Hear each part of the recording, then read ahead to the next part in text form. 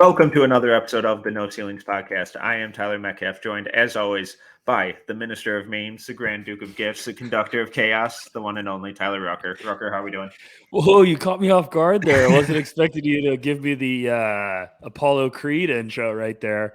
Metcalf, I'm doing good. How about yourself? Let's focus on you for a little bit because I have a feeling someone's off the market officially. Can we say it's official? My tax filing status has officially changed. So congratulations. Marriage done and completed. Everything went swimmingly. Incredible day. Incredible honeymoon. Highly recommend Aruba. Beautiful country, great people, great food. We did get hit with a little food poisoning on our airplane last night. So everything was going perfect. You know, last night we're out on this just beautiful like sunset cruise. They have open bar, some like snacks, hors d'oeuvres, and one of them is that we think this is the culprit. It was one of those like little seafood pinwheel type things. Oh gosh. And you know, we're in the Caribbean. Why would I have any reason to doubt that? You know? And so, you know, I scarf it down in 2 bites because I was a cow and gained 40 pounds on the trip. You have to be though. Anyone that works out on their honeymoon, you're a joke. And you know, my wife had a small bite and was like, pass.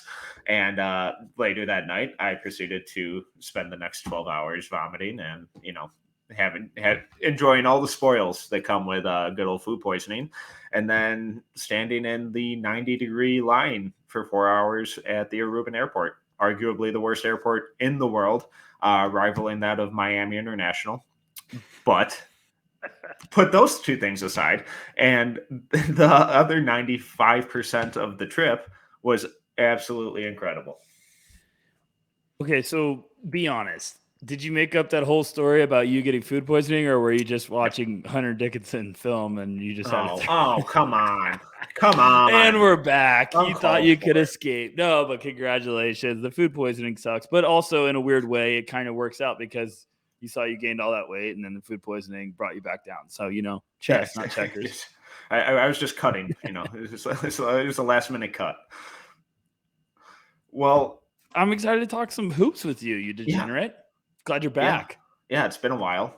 For the listeners, not so much, but we warehoused some episodes, and guilty. While I was out of commission, a few things happened. So you know, we're going to take a little break from our in-depth scouting reports, have a little fun, bounce around, and hit some of the big topics that have been going on in the basketball and mainly draft world, obviously. And I think the best place to start is with Victor Wembanyama and this pretty incredible preseason run he's been on. When you look at the numbers, they're everything you would want, you know, well over 25 points a game, you know, double-digit rebounds, multiple blocks, assists, steals, shooting really efficiently, getting to the line. So what has been your kind of impression, takeaway, big picture kind of thoughts on Victor's early preseason here?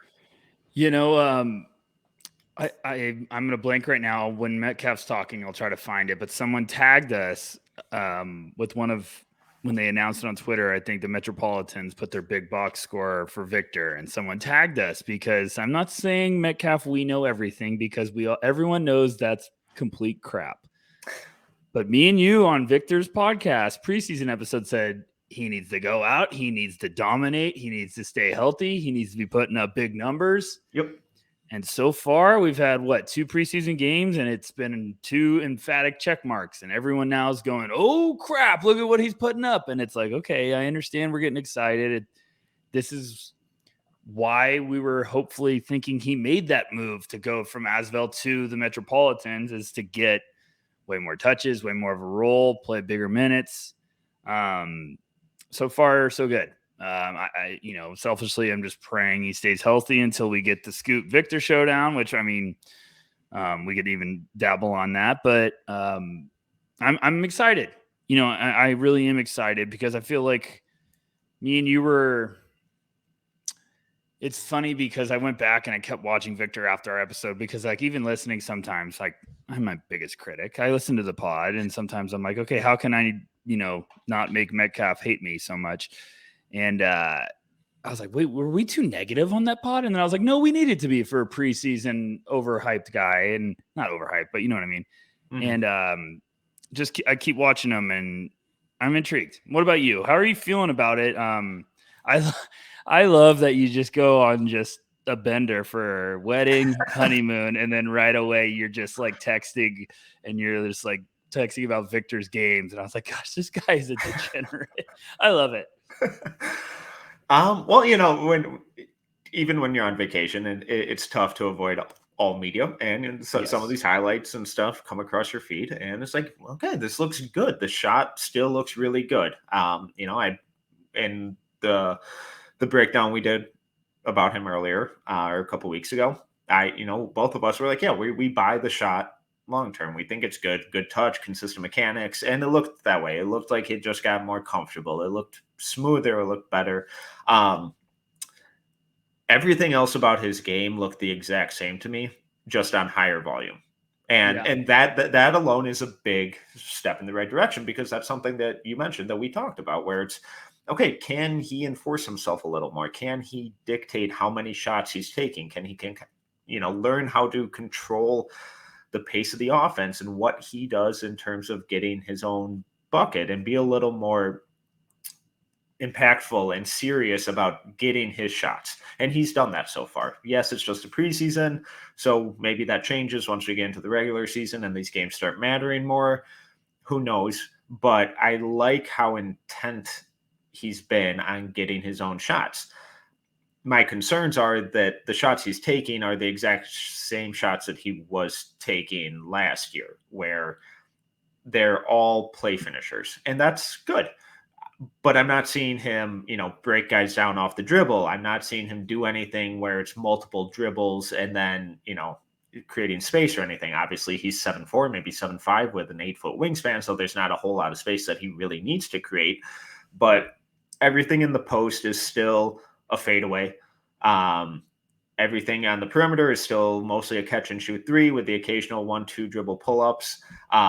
He still shies away from contact when he attacks the rim. Awesome lob catcher, awesome offensive rebounder, really good touch on the shot. So even, I'm not saying that he has to develop these super dynamic post moves or anything like that, but a little variety and a little more sense of physicality, I think it's going to be important, because everyone that's guarding him in these preseason games is a foot shorter than him. And, when, at least now when he's getting the switch, he's being more intent and direct about turning over his shoulder and shooting over these smaller guys than he was last season. But there's still not a whole lot of variance in what he was doing then to what he's doing now. Yeah, I mean, the higher volume, like you said, it is, in a weird way, even if he's doing the same thing, the higher volume is welcomed. Like, it's a great thing to see, because I also think that's a sign of confidence. Like, that is a sign of the confidence growing, that you're saying, like, okay, I can still get my shots and, make a good impact. And I've liked everything I've seen. Like, there's nothing that I've been like, oh, this is a negative. Agreed. I think sometimes the shots, like, he took a couple shots that I think we were even joking in those ceilings. You might have even sent it, or someone sent it. And I was like, yeah, that was the one getting around on the internet, on Twitter. People were like, oh, Victor, you taking that? And it was like the one-footed runner behind the three-point line, where you never know if he's trying to get fouled or something. Yeah, or something. Or, trying to reinvent the game of basketball. But he's doing exactly what he should be doing. He is getting higher volume. He's putting up big numbers. The numbers are going to keep getting the attention. I don't care, who he's playing against. As long if he's putting up those big numbers, it's going to carry some weight. And it should. And it should 100%. Like, Alperen Sengun, I loved him as an international prospect. People were clowning the competition that he was going up against, and it was, at one point, the numbers carry too much weight. If you're that young and you're putting up impressive enough numbers, people are going to be talking, people are going to be buying that you can, somehow make that translate. And I think with Victor, we're seeing all the tools. I feel like he's a little bit more fluid with, sometimes with the ball in his hands. And I think it's mainly just, you can see the confidence. Like he understands, because also playing in the EuroLeague, if you make a couple mistakes, they might pull you out. And he might have that in his head now of like, I'm the guy. They're going to play me. They're going to play me big minutes. That's why I'm here. Him. Yeah, exactly. So it's just a different mentality, and you love to see it early on. It's very, very early, but this is what you want to see, and this is what we've been talking about. I just want him to be healthy all year. I don't want to get a notification of Victor's out for 4 weeks with a knee tweak. I'll be like, oh boy, here we go. But what else you got? What else did you think? Yeah, and I hope I'm not coming across too negative, because I know I kind of am to some extent, but it's so much of it is based on how expectations for him are being set. And I love him. I think he's an incredible player. He's number 2 on my board right now. He'll very easily could be 1, come July. Got a long time to go. But when people talk about him as an MVP and generational and Hall of Famer already, for me, that carries a lot more weight than just a play finisher on offense. That carries someone who can create their own shot, who can create shots for others. Now, he has occasional passing flashes that are like, holy shit, that was cool. But they're few and far between a lot of the times. And the shot creation for himself, not a whole lot there. It's exclusively play finishing. He's an incredible play finisher. But when we talk about Hall of Famer and MVP and number 1 guy on a title team, that threshold is so fucking small, especially the number 1 guy on a title team. And just from what he's showing now, and yes, I know he's just 17 or 18, like he's not even in the NBA yet. I'm not seeing that yet from him. So right now, I'm just kind of seeing him as one of the world's best number 2 guys. And that's still an incredibly small pool of talent. And I hope that doesn't come across as an insult or that I'm trying to diminish what he is as a player or who he even could become, because I'm not ruling out that he could get there. I'm just saying that from what he's showing as an on-ball scorer and just the versatility of his offensive game, I'm not seeing that number 1 dominant, I'm going to single-handedly take over this game and win this playoff game for my team. I love this because I feel like me and you are going to just be obsessed with the breakdown of Victor throughout the entire year. And I've talked to you about this before. I've said this on the air. I feel like Victor is going to be a phenomenal case study for anyone that wants to get into scouting. If you want to get better as an evaluator, Victor is going to be a fantastic case study. And, I want to do a lot of Victor content for obvious reasons this year, but I also want to do, like with you, I want to do a lot of video breakdowns. I want to just be obsessed with like seeing how his games progress, because I agree with you. It is September 20th. We're recording this. Yes. Putting it out tomorrow on the 21st, as you guys probably should have guessed right now. He's not ready to be a number 1 right now. Obviously. Right. People should realize that. He's not getting drafted and you're giving him force-fed like touches every single night. He has the 3-point shot that looks really, really good. It looks good now. And he has the finishing plays. I like how you worded that. He's a really good job of like finishing, plays when it comes to like shots around the basket and stuff like that. He's got to get that in between game. And I'm not talking about like getting the ball in the post, shooting a fadeaway. He's got to get that middle game. He's got the 2 levels scoring. And if you want to call one of them, like he's got the 3-point shot and he can finish around the basket. Now he's got to become a creator, because at the NBA level, when your first look's not there, and it ain't going to be there your rookie year with a lot of rookies, like you have to figure out another way. Now, we've seen he's fallen in love with the fadeaway. I understand why. If you're 7'4" with an 8-foot wingspan and you can move, possible to block. Very hard to block that shot. But you just got to get some more stuff off the dribble. And we're not saying he hasn't shown anything. I'm just saying that's something I'm going to watch all year. Like I want to get to a point where I've watched all of his games last year. and I want to see the progression in every area, because I'm going to be obsessed with this. I think this is going to be such a cool exercise because of the prospect he is, and watching Chet last year. And now this is a whole nother ball game, because you're getting a guy that's potentially going to be 4 inches taller, and it's going to be awesome. But I think he's off to a great start, Metcalf. And I know these are preseason games. I see the same highlights. On one of the highlights, I swear, I was like, he looks like he's a foot taller than everyone else on the court at that moment. Like in the lane, someone threw up a floater, and I was like, that guy looks like he was 5'5". I understand it's preseason, but this is the confidence builder. He needs to be flying, soaring high with confidence throughout the entire year. And this is why he made that move.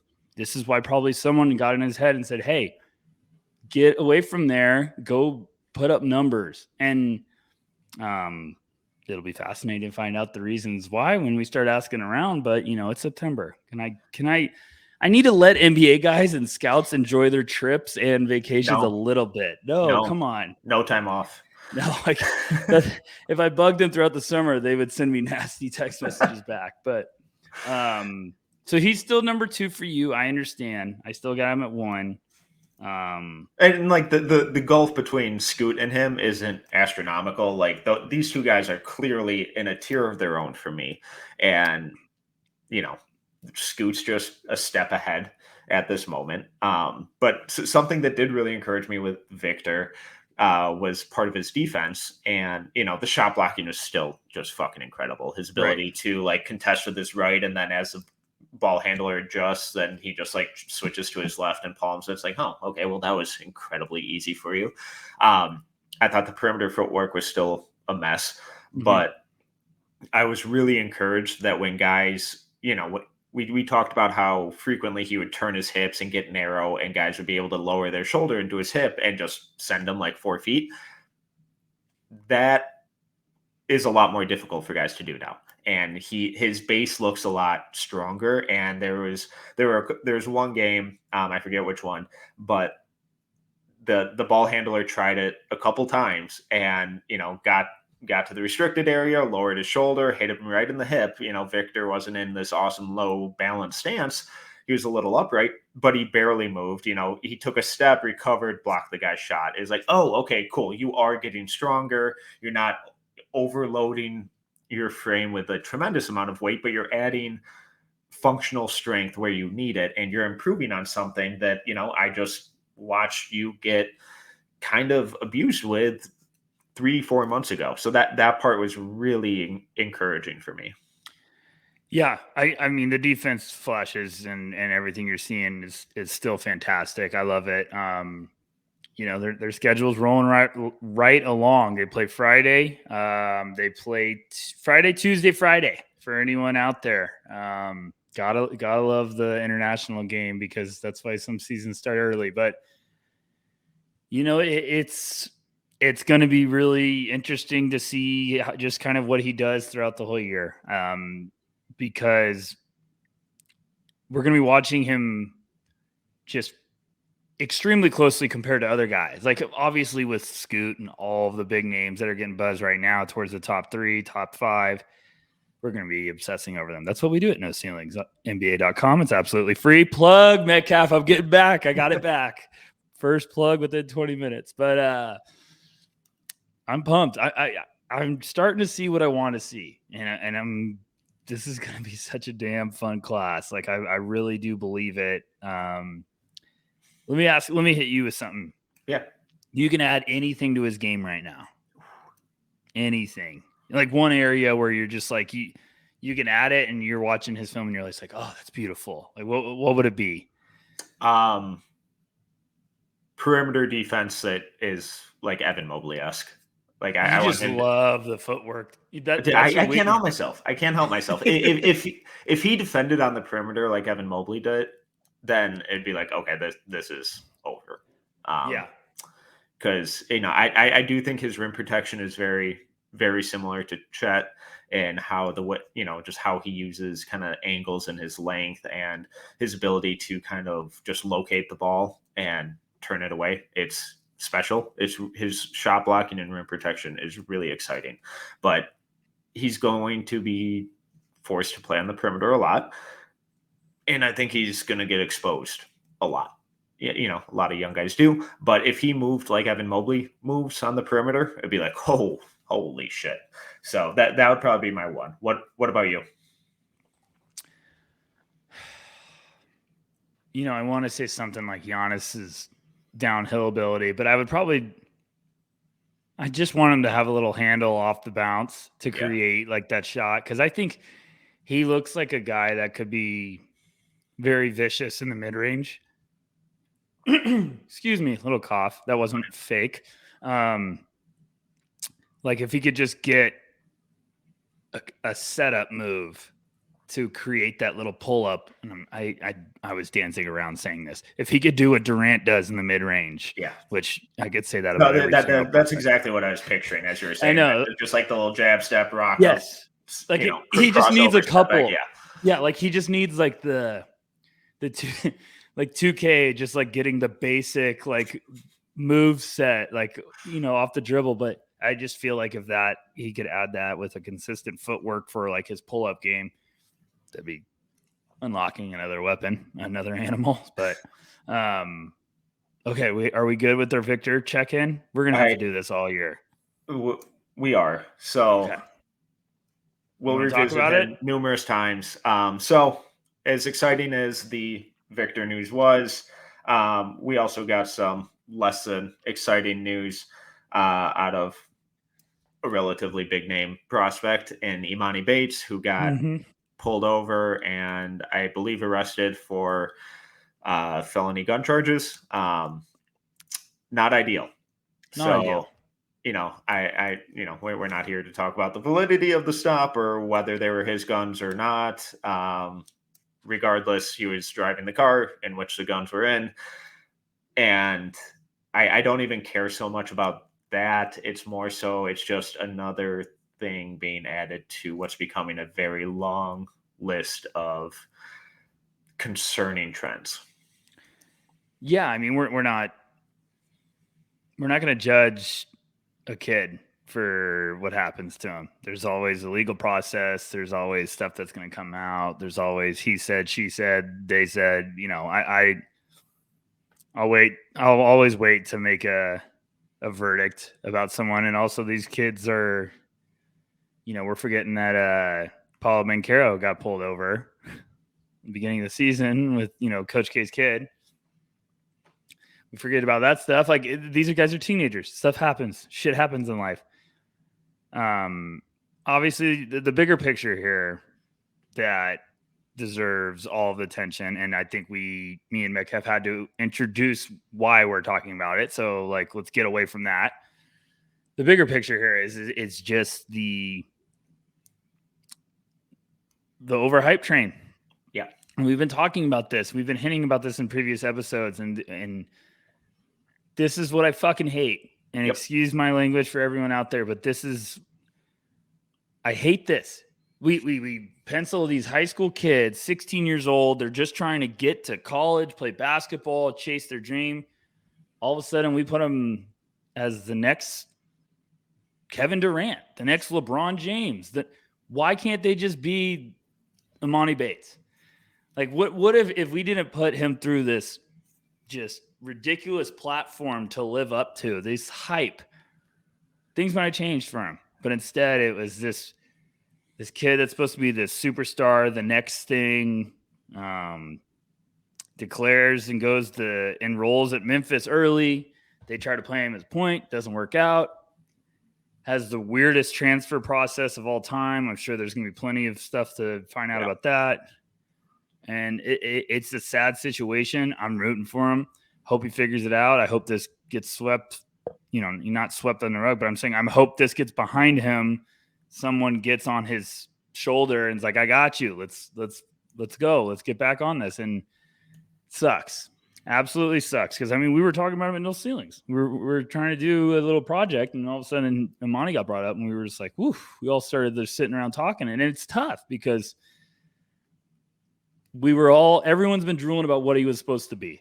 But it was like, why did we have to live this kid up to these ridiculous expectations that not every teenage kid can can reach. Let them just play basketball. We'll figure it all out when they get to college.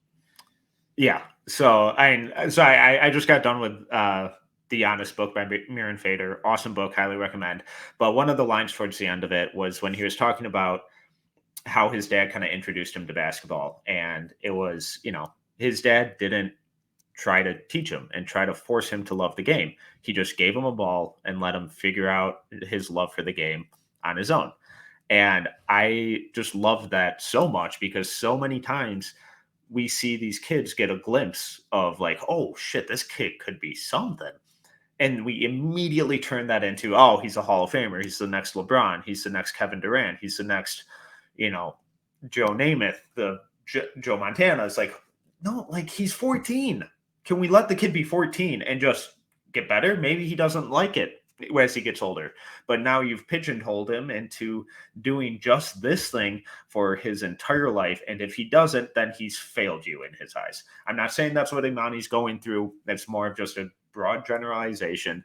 But since he was 14, 15, 16 years old, Emoni's been thrown on the cover of magazines as the next chosen one, the next great thing. And that affects kids' mindsets, whether you want to admit it or not, it has an effect, and it has an effect on those around these kids. And it just creates really bad atmospheres. And it sucks because at one point he was an incredibly talented kid. And yes, he's still got a lot of talent. I thought what he showed on the basketball court last year was disastrous. Not going to sugarcoat it, obviously. I thought it was really bad. And we have a project coming out, and I pushed pretty heavily against including him in it. I lost out on that. And it was like, well, what has he done on the basketball court? Let's ignore all the off-court things. And there have been a lot of them that I've heard and almost none of them are flattering. Let's just focus on the basketball. What has he done in the last 2 years? It's like, okay, this kid still has it. And I don't know. And for everyone listening, I don't want it to seem like Metcalf was just like told, like, go away. I think we were all on the fence about it with this project we had coming out. We were all like we were rattling through guys like who we wanted to talk about. And then all of a sudden it got to him, and it was a pause. And everyone's like, I don't know. And there was some yeses, there was some no's. And I think that'll be something we revisit, but it might be. But like at that moment, like it was optimism won out because we all remember how good he looked. Yeah, right. It's like, okay, well, maybe that was just a really bad year. Maybe he can refine that joy, that competitiveness, that shot making, the ball handling, the space creation, like this fun offensive dynamic player that he showed 2-3 years ago that made the internet and the basketball world be like, oh God, this kid is fun. He could be something. I think it was us clinging to that optimism of maybe he can still find that. And maybe he still can. I really hope he can. But based on what we've seen from him and his camp in the last 12 to 15 months, I'm unfortunately not, I'm not going to hold my breath on it. And it sucks. And the funniest thing is, and I always feel this way when we're getting into philosophy now, but this is what I'm talking about. First of all, I'll stay with Emoni. When you have a prospect, and this happened with our discussion about him, and you have to keep saying, well, maybe it was this, maybe it was this, maybe it was the bad system, maybe it just wasn't the right fit, maybe putting him as a point guard was a bad idea, maybe he just needs to play this. If you keep listing stuff that it was like, maybe this was, you're running the wrong argument. Like you're going to lose that argument because now you're just rattling off like, well, this went wrong, but maybe it was just a bad year. He was a bad defender. His shot was terrible, but maybe he'll fix it. It's like, well, you're listing 30 things he needs to fix in 1 year. So you can run into some problems. And I'm not just saying that about Emoni. I'm saying that about a lot of guys. And the other hype thing, this isn't just with Emoni. No. Killian Hayes had this happen. All of a sudden, someone puts him at number 1, and everyone in the world was like, whoa, who's this Killian Hayes guy that's number 1 on a big board? And we will watch him, and then everyone's saying, looks like the next James Harden. Why? Why did we have to put this unrealistic expectations? And I was against Killian Hayes. I was like, hey, I don't believe in all the hype. Good luck to everyone. I hope I'm wrong. I still like him as a player, as a potential rotation asset, but to put him up to this expectations of being a potential number 1 pick in a draft class, it was like, we've already created this world for this kid that might not seem realistic. And now, I understand if people do the work to get that verdict, but that's for another episode. But you know what I'm just saying, Metcalf, like I do feel like when it comes out of nowhere and we put these just chaotic, insane expectations on young kids, we don't realize what it could do to each of them. Not everyone's going to hit it and be like, I got to work harder. I got to, no pressure. My time's coming. A lot of kids are going to be feeling the pressure and hearing the outside noise. And it's just crazy. It's wild. Yeah, and I really hope that this doesn't come across as us rooting against or being down on Emoni or anything. It's more us attacking the internet, which will always go well, and that'll obviously work. But yeah, it works really well. I hope Emoni can figure it out. I hope he can find that joy in basketball that he once had, because it feels like it's gone.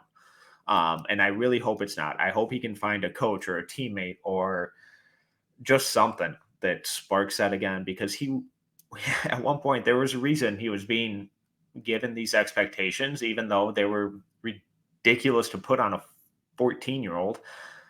There was a reason for him. Is because he had awesome size, awesome length, awesome skill, really promising shot-making potential. There's still that player in there who can be a good player. And we've seen guys come through stuff before and, be better on the other side. Hopefully this, 6 months, 7 months, 2 years from now, hopefully we get to add his name to that list of, God, just think back of where Emoni was and where he is now. So rooting for him. Hopefully he gets this figured out. It doesn't sound like Eastern Michigan is going to play him until the legal proceedings have been concluded. At least I believe that's what I saw on Twitter. If I have that wrong, apologies. But it may be a while, unfortunately, until we see him back on the basketball court. Yeah, we root for everyone. Everyone should know that by now. If this is your first time here at No Ceilings, you should know ELE. Everybody love everybody. We root for every single prospect to succeed. If we are not high on a guy, we're rooting for them to prove us wrong. We do not ever root for someone. Never. It's just not part of what we do. And everyone on our staff would agree with that. It's not like just because we don't like a prospect doesn't mean we're not still like rooting for them to do good. It's just like, hey, I don't see it. All right. It's not my cup of tea. But with Emoni, it was just this whole offseason. You just kept saying, where's Emoni going to go? Where's Emoni going to go? And then all these teams were just like, no one was interested. And you're like, oh boy. And then you heard he was going home, and I was like, oh man, this could get bad. And sometimes it's good, but most of the times that's not good. A great sign when you're going back. But I hope we're wrong. I hope he gets it all figured out. I hope he, it just sucks. But I really am rooting for him. I hope he turns it around. Absolutely. Well, the other piece of news in the draft world is the NBA is considering lowering the entry age into the NBA draft from 19 to 18. So, Rucker, what implications do you think that could have? I'm intrigued. The part about this is it makes sense. And then when they came out and they said it wouldn't really do anything to the one and done rule, I was like, huh. Yeah.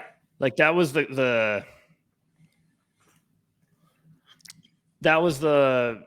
I understand it. I feel like there's another move coming from the league. It makes a ton of sense is if they adapt a complete minor league system, which is what they've been doing with the G League. And that's what they should have been doing. And it would be the smartest thing they could do is just have it so it's like, hey, well, you could draft the guy, but you can't bring him up. You got to train him for, say you drafted a 18-year-old, whatever, you know what I'm saying? And it's like, hey, he's got to be a one and done still. And maybe he's out of high school or something. And it's like, well, you can't play him this year, but you can develop him in the G League for a year. That makes some sense. That also would make a lot more fans come watch the G League. And there's your revenue increase. And there's the more fan interest. And that makes a lot of sense to me. But it was just funny because when they announced it, I was like, oh. And then I saw some tweet post about like, oh, it's time. And it was a picture of Bronny. And I was like, oh, gosh, is that why I realized that it would be literally that year it starts? So I was like, okay, I was about to go. I would have gone on a warpath. I would have just said, Metcalf, don't show up to the podcast. I got this one. Just going on a rant for an hour. But what about you? What'd you think? We haven't talked about this. I was actually excited to talk to you about this topic. Yeah, so my hesitation with being like, oh, all right, we're going back to high schoolers straight into the league is okay. That's something that has to be collectively bargained, and what that means is that the Players Association has to agree on that. And what that means is that established players with a job have to agree to increase the pool of guys who can come in and take their job. Yes. I don't see that being something NBA players are like, yeah, let's do that. Let's do that because my career is, on thin ice already. So why not bring in an uber athletic kid who's super cheap and just is potential only, and who knows? And, they can easily ship me off to Europe. I don't see that happening anytime soon. So my other takeaway from that is, oh, okay, maybe this makes it a little easier for the widening pool of international talent to get over to the NBA a little bit quicker. So I think we're going to start seeing some of these, talented kids from Europe and Africa, and other places start coming over maybe a year earlier than they would have. This means we could have gotten Luka a year earlier. We could have gotten Victor this last year. So I think we could start seeing some of that. And then the other place it took me that you kind of mentioned was this kind of feels like one of the first steps towards the NBA adopting sort of an academy system. We know that Adam Silver is a big fan of the European soccer styles and the way that they have their multiple, domestic cups and in-season tournaments, and he's trying to implement some of that. I think another step in a direction for these teams to have even more player control is to have these academy systems where they're bringing these kids up and they're not going through these AAU systems. They're not going through college. They're going straight into these teams and their G Leagues developmental systems. How the framework of this necessarily looks, who knows? This is all obviously speculation. I'm not reporting anything. I don't know anything, but this was kind of the sense I got where it's like, oh, okay, now these NBA teams could be getting these kids a year earlier and developing them a little more hands-on. And why doesn't it make sense for these teams to have even more player control and pitch it as, oh, we're giving these younger kids an opportunity to get the best coaching, get the best training, be put on the right path to get into the NBA as soon as possible while also getting paid.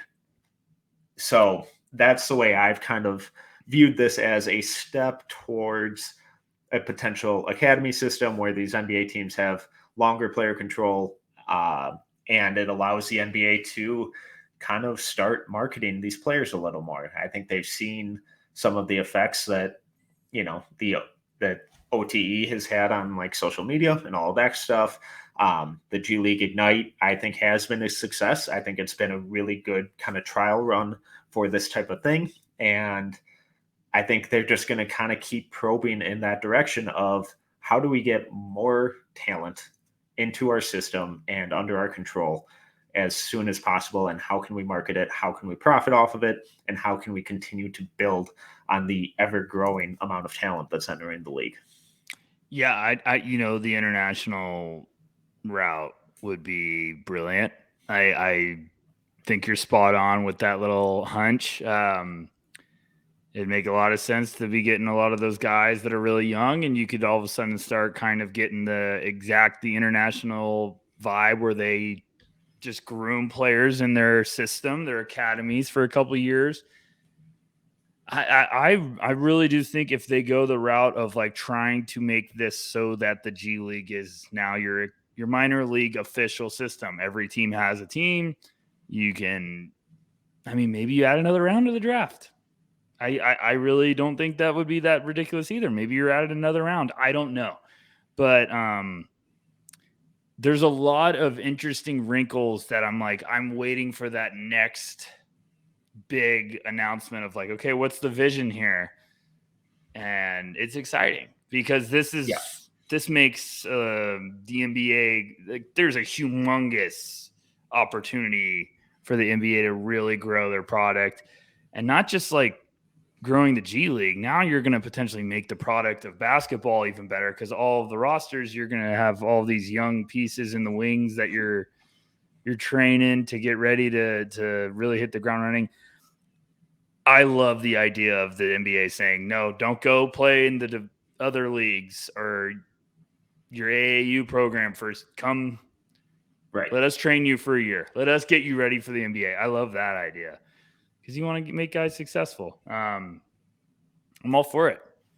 I was just shocked when they were like, no, it's not eliminating the one and done. And I was like, okay, you're onto something here, Adam. And you're spot on, Metcalf. Like, he has been very smitten on the international thing. I'm like, Silver, I need you to calm down before you try to move every team to Europe and just be like, okay, there goes the NBA. But I'm very excited to see what the future announcements are. I loved it at first.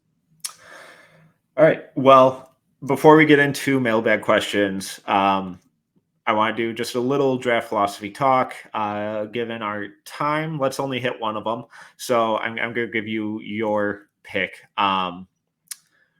Of the two that I sent over to you, do you want to talk about kind of how you value a prospect shooting, and at what point does it start to skew your evaluation or becoming a glaring weakness? Or would you rather talk about how you kind of judge or value, quote unquote, understanding of the game? And, that just is kind of in relation to all of this bullshit with, quote unquote, Giannis doesn't know the game crap that spewed up the other week. Yeah. Shout out Agent Zero. Let's do that one, because I feel like when you sent me that one, I was like, Metcalf might be brewing a little bit of a heater on that topic. So I kind of want you to start it off. And then I feel like if you steer in the right direction, I might explode on it, because I literally, I was like, the first one, I was like, oh yeah, that's a pretty good one. And then I saw a second, I was like, uh-oh, Metcalf might be choosing violence with this episode. So yeah, let me know what you got. Oh, just for starters, and those comments could not have been more asinine. Like, are you fucking kidding me?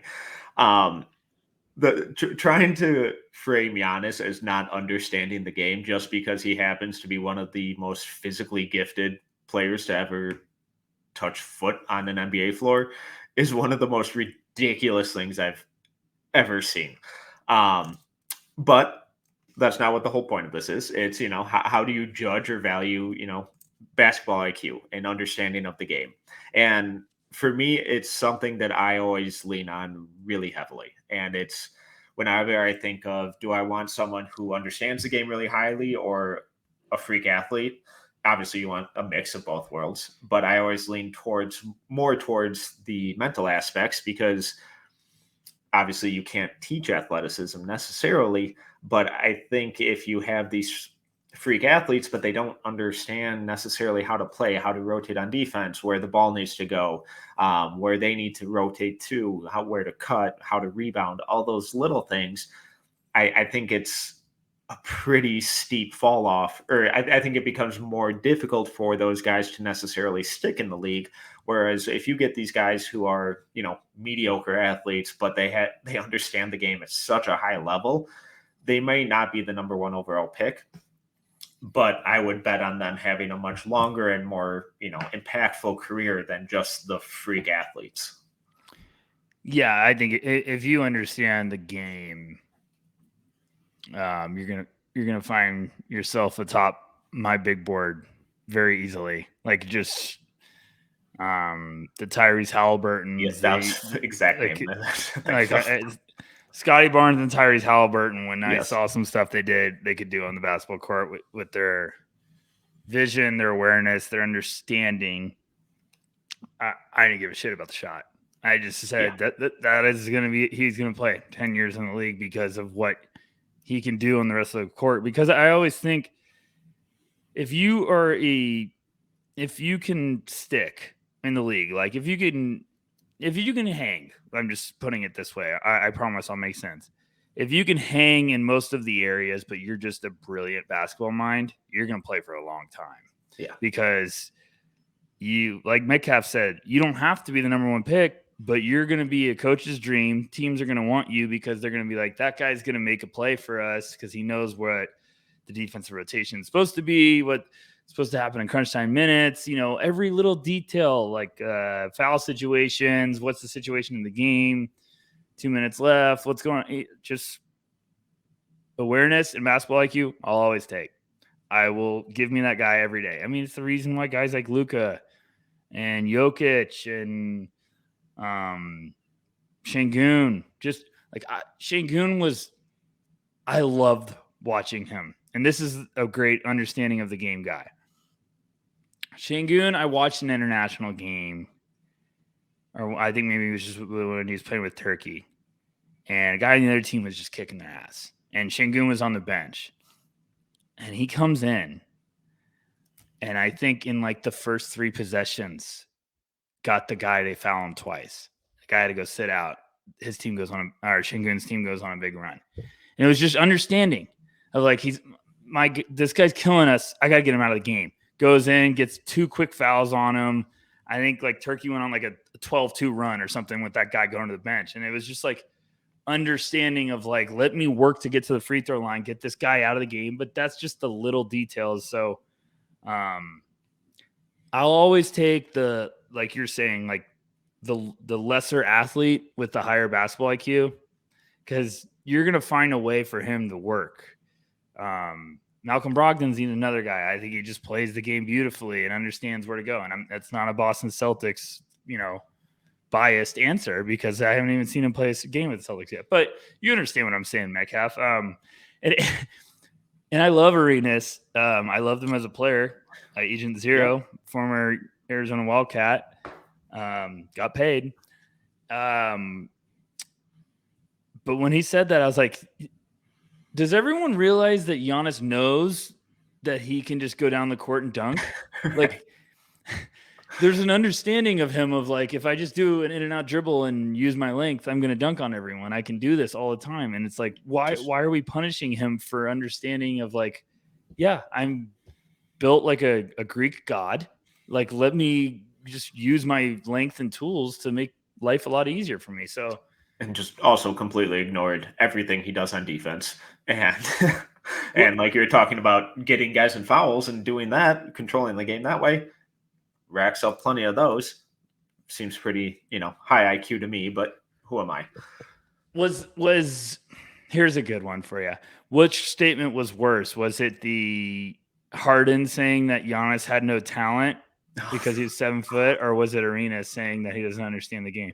And I understand what Arenas was trying to say, because I feel like he had to do another interview because he just got annihilated in media. And then I feel like I heard the second one and I was like, he's better. I believe in the same conversation. It was a while, or I believe in that same conversation, he still said that he had Giannis as like the second best player in the league. So, that obviously gets left out because the other part gets the attention and headlines. Morons like us talking about it. Yeah. But no, I think the Harden one's more egregious. It's like he has no talent, like he has no skill. Like, what the fuck are you talking about? You have to have skill to be 7 foot and move like that. That's exactly what. But so the during the draft process, the phrase, "Oh, he's got a high basketball IQ. Oh, he's just a smart player." There's always race undertones that go with it. Now, obviously, neither of us view it that way, but the general public tends to. And whenever during draft coverage or anything, it's sneaky athlete or high motor, all that shit that we've all seen and made fun of on Twitter throughout the years. So when you're actually scouting these guys and you're watching a college game, what does a guy do where it makes you be like, oh, okay, he gets it?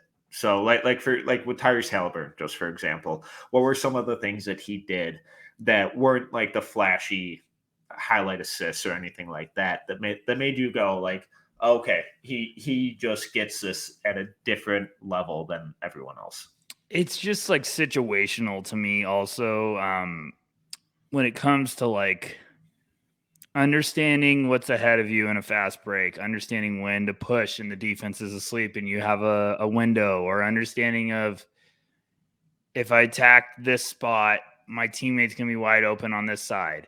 Also, making a pass to hockey assists are something that always stand out to me. When a guy will make a pass knowing it's a dead giveaway, when a guy will pass and point, like where he's like the next pass. Like I know some guys might be selling it, but I also you could see it on multiple games usually when they do that. It's funny, like watching guys away from the ball.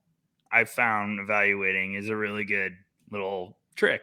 Yeah, because they'll get eager. Like the ones that know the game, they'll get eager. They'll be like, it's gonna go there, and it's just funny. You could see the awareness and vision with guys really pop, and that's what really makes me think like a basketball IQ is standing out.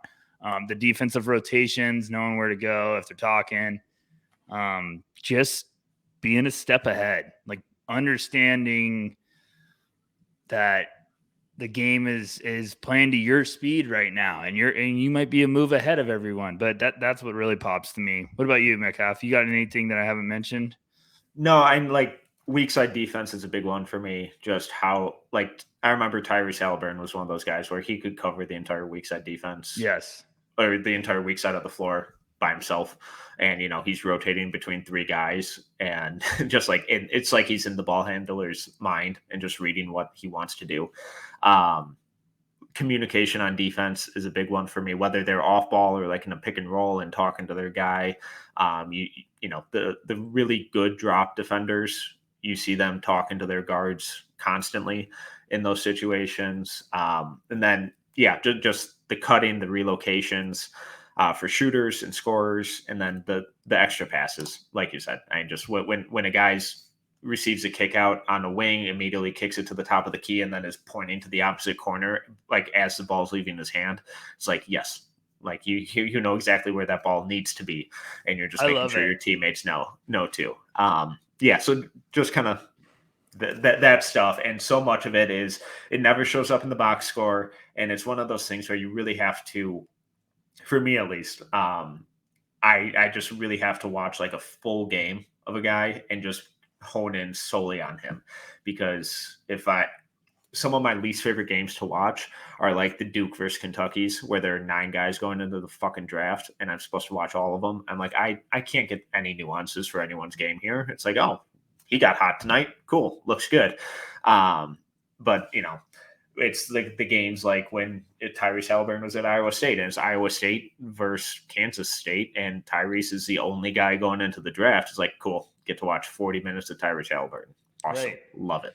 So yeah, it's just the little nuances that it's one of the things I love, but I think we'll save the other one for another episode. We have a bunch of mailbag questions. So Rucker, if you have those up, start hitting me with some. Okay.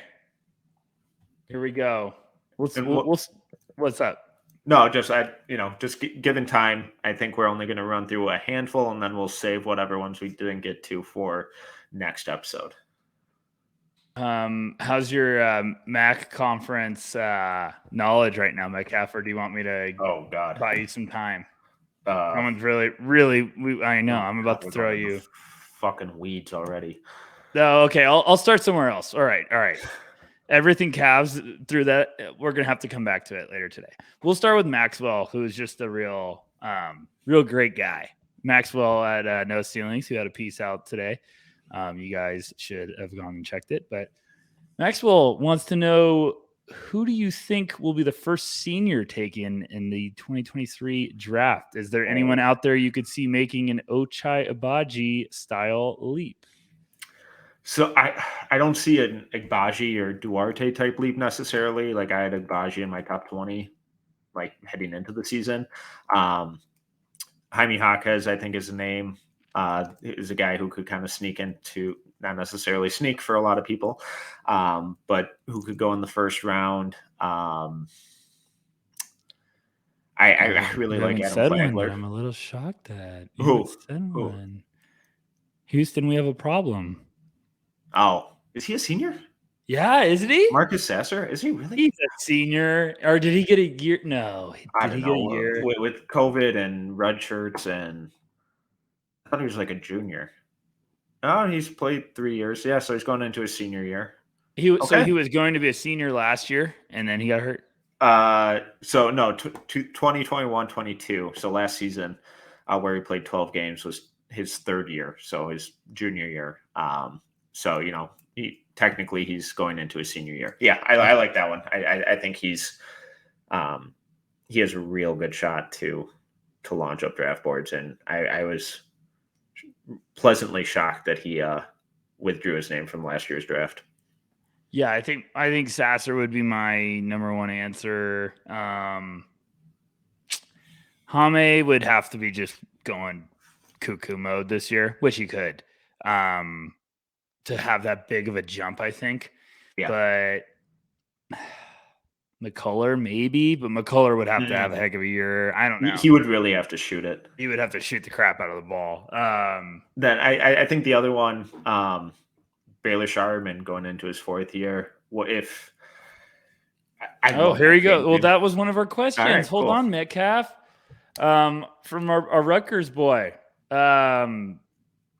How do you see transfer guys? And then Shireman's one of the examples. And Mosley performing on high major teams. Do any of them jump into the first round consideration with good play? Do we think Shireman's the standout one, or do you have any off the top? I guess McCullough we just brought up. I think McCullough and Shireman are the top two. McCullough is going to be on. He's going to get a lot of press because he's at Kansas. So he'll get plenty of TV time. Huge fan of Kevin McCullough's. I think Shireman, if that Creighton team really challenges for the Big East and, makes a run in the tournament, and he's a big reason why all season, it wouldn't surprise me if he creeps into the first round. Another guy who I really like is Eric Gaines, transferred to UAB from LSU. You like him? He's just fun. There's a lot of shit he does that pisses me off. Okay, well then, as long as you said that, I see it, but I feel like I'm gonna have gray hair if I watch. Yeah, he's far from perfect, but uber athletic. If he shoots, I think he could be a lot of fun. And then mandatory shout out to Alex Fudge. Fudge is the wild card. If he somehow just does some stuff, I'm going to be in my feelings. Tyrese Hunter is probably a name I'll throw in there. Yes. Going to Texas. Trying to run through my list. But yeah, I think those are the ones I'm thinking of. Ridvick Scouting. Shout out Rit. Would a Westbrook revenge season or a Ben Simmons revenge season be better? Yeah, I was pumped getting this question. I was like, oh, okay, we might talk for a little bit. I'm going to be honest. And I hate the team. I want Westbrook to play so fucking good this year. I root for him so hard. I am rooting for Simmons though too, but I feel like if Simmons is good, the Nets are going to be just terrifyingly good.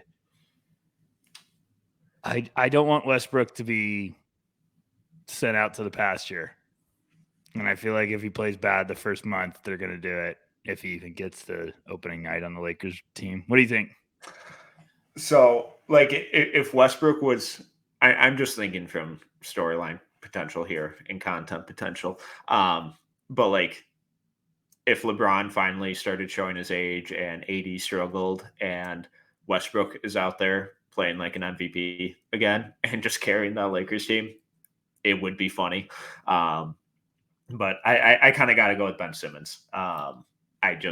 When he was right, his defense was freakish. I've always been a KD apologist to some extent, huge Kevin Durant fan, and I would like to see him not have 3 straight years of hell in Brooklyn, even though a lot of it was of his own making.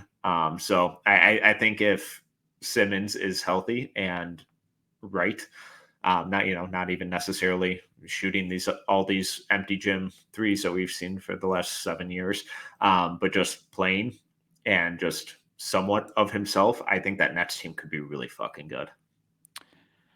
I'm really rooting for Simmons to play good this year. For every up and down reaction I've had, I'm rooting for the guy. I just want him to have a good season. I want him to have some joy in basketball. But Westbrook, it's amazing going back and looking at, like, first of all, the fact that he averaged 18, 7, and 7 last year still shocks me. What were those shooting splits? Yeah, the shooting split's not great. 44, 29, 66. What's even more impressive, last year was the first year since 2009 that he averaged less than 20 a game, which is just amazing to me. So yeah, I'm rooting for both of them, but that's a great question. I'm so rattled about just pronouncing people's names wrong. Yeah. So I'm just going to go back. Be. Yeah, exactly. Our boy Zachary, who just, he's got who is it? Donald Duck diving into the coins in his photo, but at Zach Draft, great guy. He said, I've been hearing the Jet Howard hype from Mr. Metcalf, and I'm on board. Are we feeling him as a one and done guy? Metcalf, you're the Michigan man. I'm going to let you have this one. Yeah, I just finished my kind of dive into Jet Howard. I'm all in. Oh my! Give me a number. Oh no! Where did you do it? Oh no! He's getting nervous, folks. Currently 12. Whoa! You're gonna make me do a midnight Jet Howard film dive now? So he's still kind of rough around the edges, and there's some things in his game that he needs to refine. So it wouldn't surprise me if he's not a one and done, where he just kind of has to adjust to the increased speed, size, athleticism, just all that every young player has to adjust to. So I'm kind of on the fence on if he's actually going to be a one and done, but this dude's going to play in the NBA. I think he's an awesome shooter, incredibly quick release, really physical driver, got to the rim really easily, really strong. Michigan has him listed at 6'8", 215 as a freshman, which is nice. Showed some really impressive kind of passing flashes out of the drive. Nothing of substance or like, oh, this guy could be a primary ball handler, but he pretty consistently split the double out of the pick and roll, got to the rim whenever he wanted. I thought there was a lot of defensive versatility on ball that he has. He fell asleep a ton off ball and ball watched a lot, which, is one of my big gripes with defenders. But I imagine that his dad will fix that pretty quickly. So I think he's got tremendous potential. I threw out in the No Ceilings chat either today or the other day saying that I see a lot of OG Anunoby in him, and that's a high bar. That's a hell of a player, but I think he's going to be a really good NBA player. I like that. All right, now I'm actually going to end up doing a deep dive just because of that comment. All right, let's do one more, and then we'll save the next for next episode. Come on, I get. We're going to let the fans down.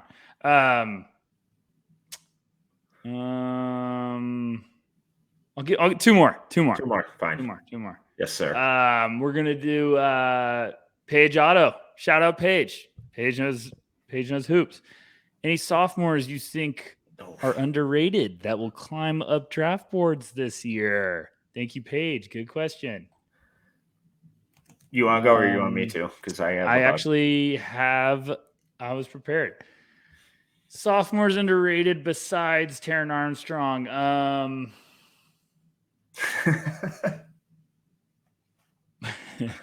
So you finally got it, folks. It took a second. Yeah. Underrated. Okay, you Will said you were Richard. prepared. Will Richard. Kaluma's probably not underrated at this point. Yeah, right? I'm kind of saying like the whole Creighton team. I love Nemhard, Trey Alexander. Kaluma's probably gotten his due at this point and feels properly rated.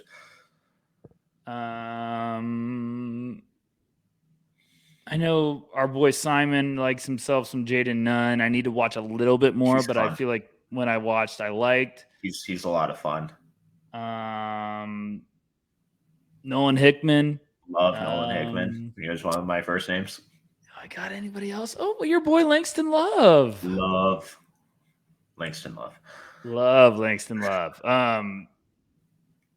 Yeah, I think those are some of my underrated ones. I really like Jaden Akins at Michigan State. Adama Ball at Arizona is a wild card to kind of keep an eye on. Little nice guard. I think they're going to let run wild this year. I like his game. He's got some nice upside either this year or next year. I think he's going to be one to watch out for. Sorry, Metcalf. What were you saying? Just from Michigan State, Jaden Akins. I really like him. Okay. Really good defender, really quick.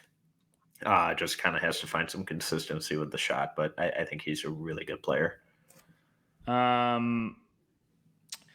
Well, Kenneth Lofton Jr. fan account, aka Cannibal Serb, we kind of talked about the difference between high IQ and athleticism, so I'm gonna pass on that one. I got it. I'm gonna a quick one. Okay, two more. One's a quick one. Our boy OKC Skittles. Shout out OKC. He said, any interesting Canadian prospects in the upcoming years? I feel like Elijah Fisher was getting some buzz. He's going to Texas Tech. He was a 5-star out of Toronto. Who else? Who's this year? Who's the your boy? That's so Leonard Miller. Here is your boy. That's so mean. Other than Fisher, I gotta do the deep weave OKC, but I will get back to you on that. Bug me all year. I love Canada. Good night, Canada. One more. We had a good one. We had a real good one. This is right up Metcalf's alley. From Drew Good in Suit. I have to mention that one. There's a big returning class of upperclassmen bigs that could be potentially contending for National Player of the Year. Do you feel like any of them are being undervalued in their NBA potential? Can you see any of them cracking the first round? Timmy, Shibwe, Baycott, your boy TJD, or Hunter Dickinson? So I did see that one earlier, and I knew it. Trace was the only one. TJD, and you're like, oh. Trace Jackson Davis was the only one that really stood out to me of like someone that's like, okay, if he actually shows that he's willing to take a jumper outside of 4 feet, then it wouldn't shock me if he moves into like the early second, or even potentially first if he shows a lot of success with the shot. I'm not saying he has to be Karl Anthony Towns out there, but he's just been so completely unwilling to take a jumper his entire Indiana career that it is infuriating. Love the athleticism, love the vertical spacing. I think he's a really solid defender too. It's just, is he going to shoot or not? Because he's not the biggest guy, and he's got to show some willingness to shoot. If he does, it makes me more intrigued about him. The rest of the guys, I don't really see it in any other role besides like a backup or third string big, unfortunately. Maybe Shibwe if he's in the right context, just because he's such a freak rebounder. The other guys, I'm not sure I necessarily see it. TJD's like, I know me and Metcalf have like an inside joke for everyone. that hasn't caught on yet. All you have to do is every time TJD has a good game, just tag Metcalf in the comments. Or don't do that. You also don't have to do it because it's an underrated joke. We have to do it. I was so happy when he said he was coming back because I was like, I'm going to ruin Metcalf's year for one more year. But it was funny because I feel like he was buzzing a little bit, and I talked to some people that were like, "Oh, really?" I don't know. I was like, "Well, okay." And then when he said he was going back, I was like, "All right." So if he shows that he will at least attempt it and can make it, that gets me excited about a potential early second round guy that, I could see him creeping up because he has the tools to be a great rotation bench, like 4 or small ball 5, because he just can do a lot of good stuff. But those other ones are tough because Timmy, I love Timmy. I just the combine. I think he's just going to be. I think he's just going to be an incredible college player, and that sounds like such a backhanded compliment, and I don't mean it to, but. And you know what he's going to be doing? You know what he's going to be great at? He's going to get paid in the EuroLeague. Yeah, he's going to get paid. And honestly, probably Sheboy will too. Sheboy probably will too. Sheboy will have a shot. Baycott might have a shot, but TJD has the best shot of all those guys to get that last missing ingredient of having a shot. And I know people will say, like, well, Sheboy's shown. No. No one's drafting Sheboy to take 15, 18 footers. No. I would like Sheboy shown like he could potentially. It's just. I would like Sheboy to call out a screen before he learns how to shoot. He's a Terminator, you know? Well, he's out there getting his point guards killed. He's going to put up some crazy numbers. He's going to have like 30 rebound games this year. It's going to be insane. But that's all I got, Metcalf. Everybody else, we'll get to him next episode. Yeah, someone asked about Dylan Mitchell. I basically, that was Jump Stop. We appreciate it. It's always fun reading out everyone's account, username. Everything Cavs. We said we would give you someone in the MAC. I feel like a jerk because I didn't say it.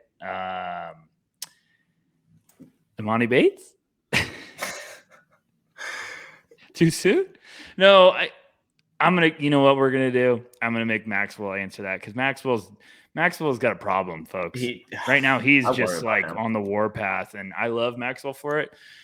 But I'm also considering sending him to go see a shrink because he is like, he's down a rabbit hole, and I don't know if we can get him back. He's in the Matrix. Marcus Mathis, a.k.a. Ben Canelo, he said, who's the best prospect regardless of draft class in high school? Cooper. Ooh. Boozer. Yeah, and it's one of them. I haven't watched enough Boozer, but. Oh, and then the last question is Cade Hill, a.k.a. future NBA exec. He said, what are your thoughts on Ray and Rupert, and where could you essentially see his stock at the end of the year? I'll take this one because I have a good one. What's up? I really, really like him. French wing, lengthy. His shot is the one thing that I'm thinking is going to hold him back from being a middle first-round guy. I really do believe that because he has some nice playmaking tools, and defensively, he looks like he's going to be a pest. Like he's just got vines for arms, and he can move, and he's got the anticipation and awareness. I really, really like the tools. The shot is the only thing I need to see to get convinced. But he's playing. He's going to be playing with the Breakers in the NBL, I believe. I'm sorry if I'm wrong. I'm still finalizing my mind. Really excited to watch him. I think he's got some good tools. So I'm trying to make sure that I was correct. Yes, he's going to be playing with the Breakers. 6'6" guard, young, from France. Everyone's from France this year. Steven Gillespie. We're not going to answer your question, and it's not because we don't love you, but me and Metcalf agreed that it was a good enough question that we're going to make an episode out of it. So we have to give you a shout out because you're probably listening to this at 3:30 because you tweet it every time like a lunatic. And we love you, though. And we really appreciate it. So, Metcalf, that's all I got. Thank you, everyone, for the fan questions. Me and Metcalf are going to make sure we do these way more often during the year because it's fun. Yeah, and obviously, if you guys ever have any questions, just send them our way. If we don't answer them right away, we'll just warehouse them for an episode and get to them eventually. So, Rucker, this is a blast. Good to be back. Tell the people where they can find you. I'm at NoCeilingsNBA.com on Twitter. You can find me at Tyler_Rucker or at BackcourtV. The countdown is beginning, folks. We're going to be back in full swing very shortly. I would be buckling up, keeping your eye on the social media accounts, keeping an eye on the YouTube channel. Things are going to get rolling. Metcalf, as always, thank you. And once again, congratulations on tying the knot. Thank you, sir. Well, once again, I'm Tyler Metcalf. You can follow me on Twitter at TMetcalf11. You can find all of our No Ceilings merchandise at NoCeilingsNBA.BigCartel.com.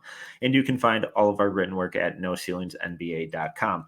You can find us across all social media, Twitter, Instagram, TikTok at No Ceilings NBA. And you can follow us on YouTube at No Ceilings TV. If you enjoyed this episode and want to help us grow, please make sure to subscribe, leave a review, and a 5-star rating. Until next time, see y'all.